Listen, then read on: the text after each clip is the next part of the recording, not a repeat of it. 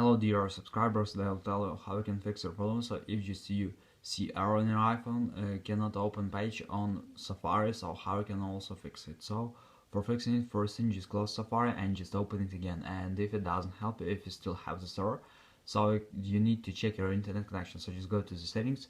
In the settings you need to find here Wi-Fi. So just open Wi-Fi, just try to turn it off and turn on again. And if you still have the error, so just open mobile data or cellular data, just try to turn it off and turn on again. And another thing you can try to restore your phone. So just go to the general. In the general, just scroll down, just tap on shutdown, slide to power off, wait for a second, and just power the phone again. So just simple restore your phone.